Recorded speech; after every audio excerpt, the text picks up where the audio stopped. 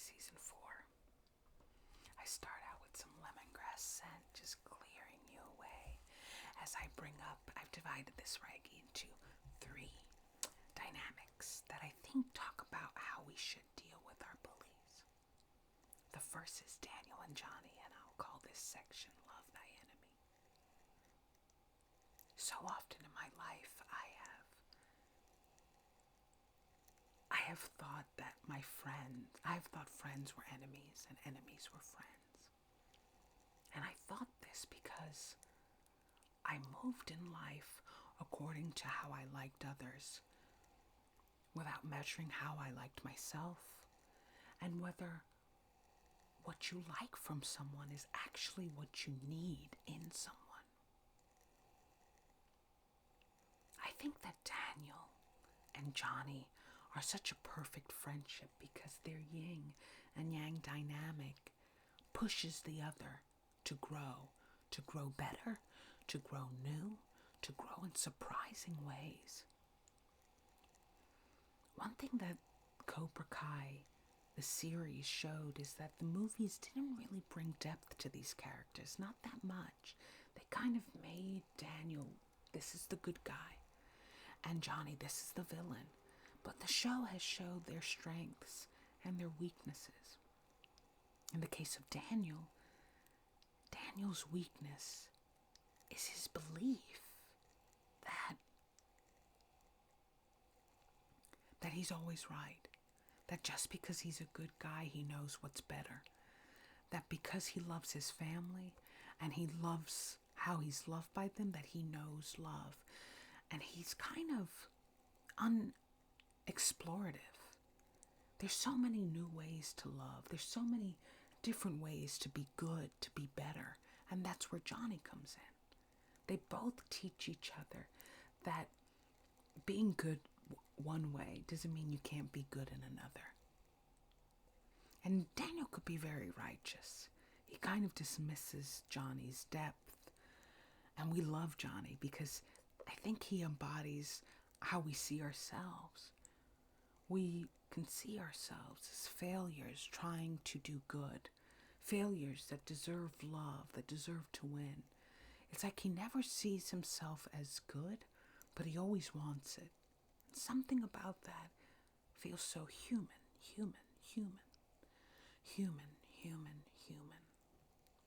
And Daniel and Johnny bring out each other's humanity.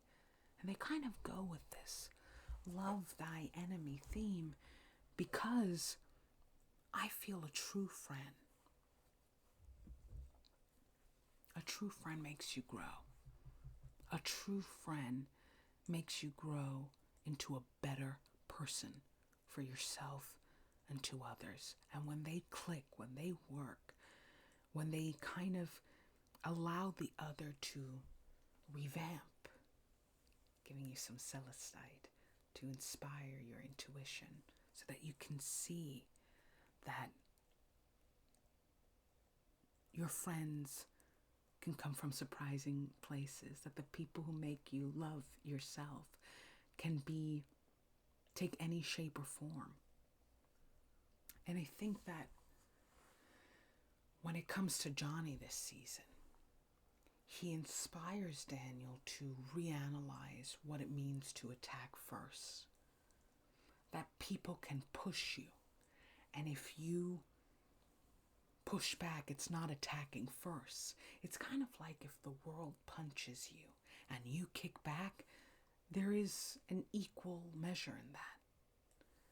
You're preventative, you're being protective. You're not escalating because they were going to attack you.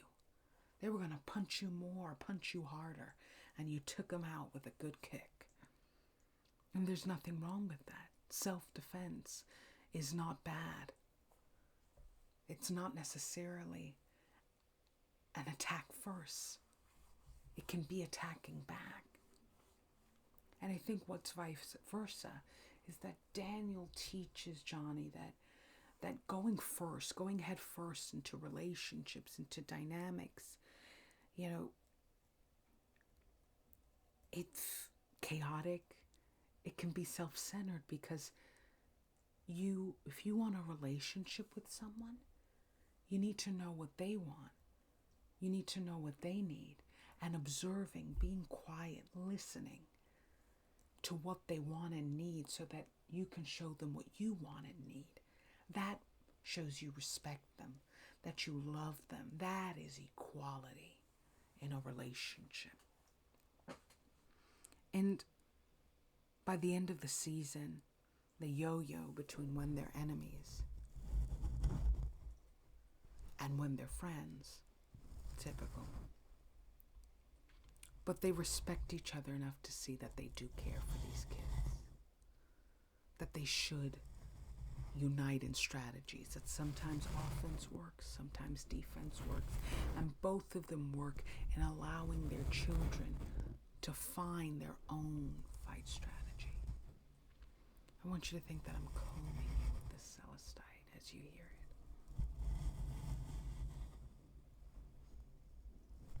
And I thought that was so beautiful.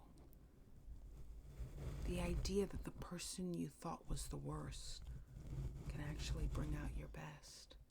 And that totally goes into the dynamic, the next dynamic, which is be careful what you wish for.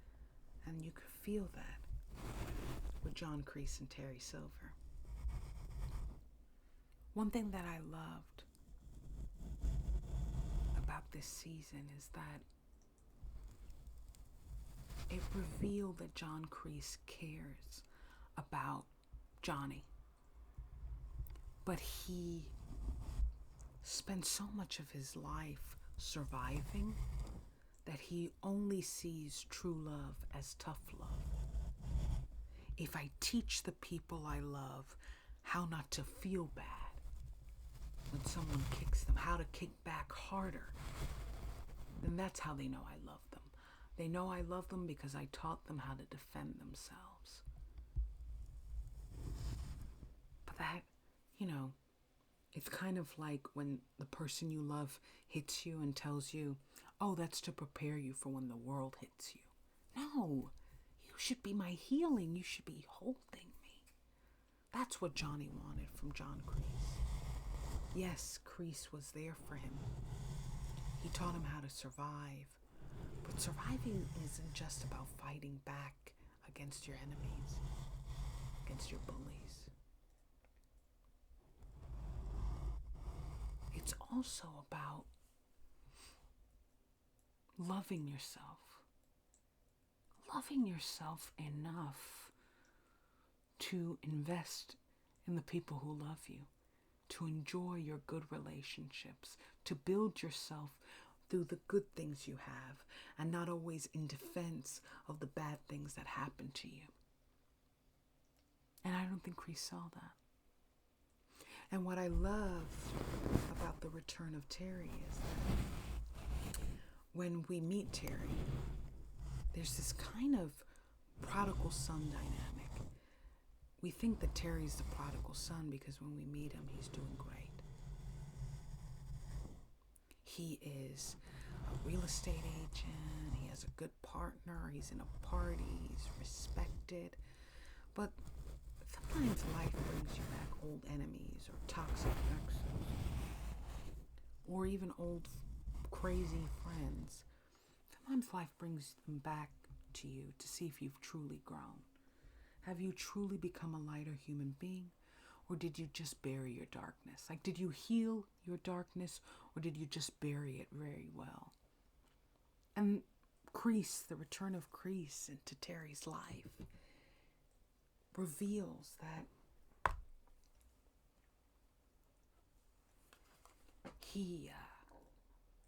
that Terry never became a better person. He just became better at hiding how bad he was. This is an obelisk, Tiffany obelisk for power. And this is my third eye rose. This is for intuition. I'm just going to swoop you.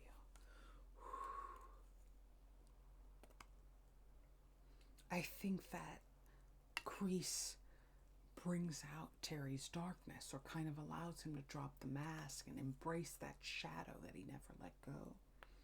And in turn, he sees that tough love really isn't necessarily true love or the best love. And he pines for Johnny, who becomes his prodigal son. Because Johnny cares for people. He wants softness. He wants tenderness. He wants a relationship that is love. A love that rests.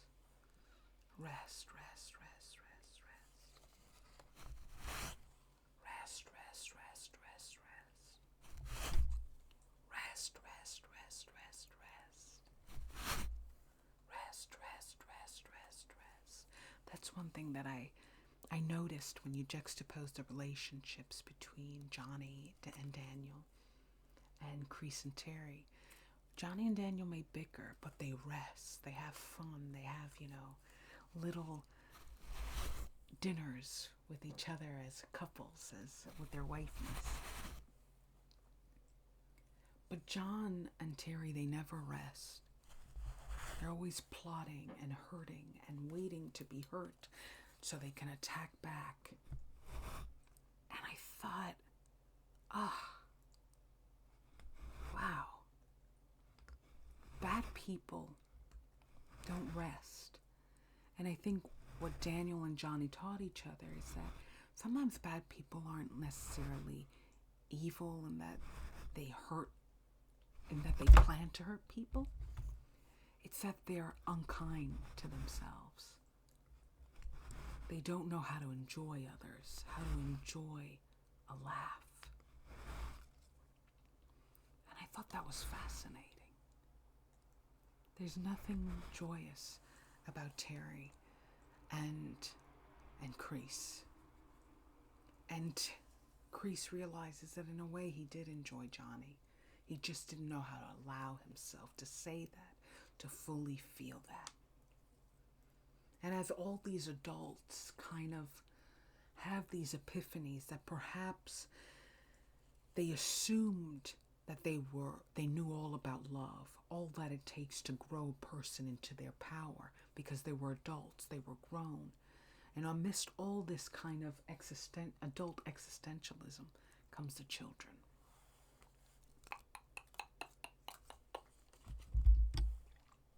Miguel and Robbie. And I'll dedicate their section because Terry and Crease, be careful what you wish for. I think by the end of the season, if you haven't watched, Crease regrets his choice of bringing Terry. But I think Robbie and Miguel embody that compassion is key. With Robbie, what I loved about his character this season, especially over the other seasons, in the other seasons he was kind of annoying, but I had a lot of compassion for him because he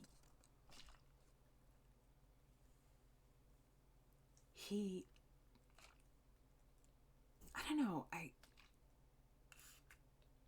felt like when you're abandoned by a parent and you have another parent that just can't get themselves together, of course that affects you. And when you love people that don't love you right, or maybe don't even love you, of course that affects how you love yourself.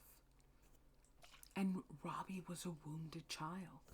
And even though Johnny wanted to make it up to him, he didn't know how to accept that apology because of all the hurt that he caused him. And I think this season was about Robbie realizing that forgiveness is not about absolving someone from the guilt of what they did to you, from their guilt of what they did to you. Forgiveness is about absolving yourself from the pain they gave you through what they did to you. He can't absolve his dad of his guilt for being a horrible father, for being a drunk and a horrible person for so many years. He can't do that. He can't erase the past. He can't elevate the past and fix his soul and pluck out his sins. But he can stop carrying all the rage and all the pain and all the hatred he feels towards himself, that he masks as the hatred and pain and rage he feels from his father for being a horrible father. Because that's the thing about accountability and healing, which is why it's so hard. It makes you realize that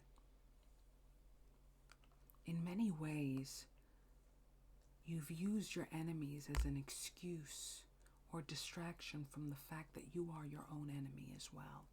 They punched you, and you punched yourself too. They kicked you down, and you made sure you landed hard. And that's what's so beautiful about Robbies Journey. He realizes he didn't take in love because he felt he didn't deserve it. And yes, his father and his mother, their horrible parenting made him feel that way, but he also is insecure on his own. He also doesn't know how to do better, feel better, want to be better as his own human being. He starts seeing his relationship with himself and how he self-sabotages him because he's scared. He's scared to love back and be loved back. He's scared to love himself. He doesn't know how. He doesn't see the worth of it. And in that, he connects to Miguel, who's my favorite character of Cobra Kai. Solo Maridueña is an amazing actor. And what he does in this season that I think matches Robbie in seeing compassion is key. Compassion is key. Compassion is key. Compassion is key. Compassion is key. Compassion is key. Be compassionate to yourself. Be compassionate to yourself. Be compassionate to yourself. Be compassionate to yourself. Be compassionate to yourself. Forgive. Forgive you. Forgive you. Forgive you. Forgive you. Forgive you.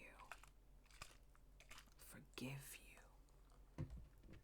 I think that Miguel's journey is so interesting because so often we think how we love others, how they love us back is what gives us our identity. How we love the things we do and how they make us feel good, how we love situations and don't love situations. Everything is about how the outside moves within, but identity is from how within moves from the outside. How you relate to yourself moves how you relate to others. It's inner work. And part of Miguel's breakdown and breakthrough is that he realizes that in many ways, his sole focus was to please Johnny, was to please Sam, was to please his mom and his grandma. But he didn't know what it meant to love himself beyond them. He had no identity beyond all that he did to make sure they felt good. And yes, that makes you feel good, making the people that you love feel better. But it can make you empty if you have no idea how to love yourself, what makes you love you. It's like if someone says you're kind and you say, well, I'm kind, they said it. But you never ask yourself, well, what is kindness? What makes me kind? What makes me see others as kind and absorb their kindness? How am I kind to me?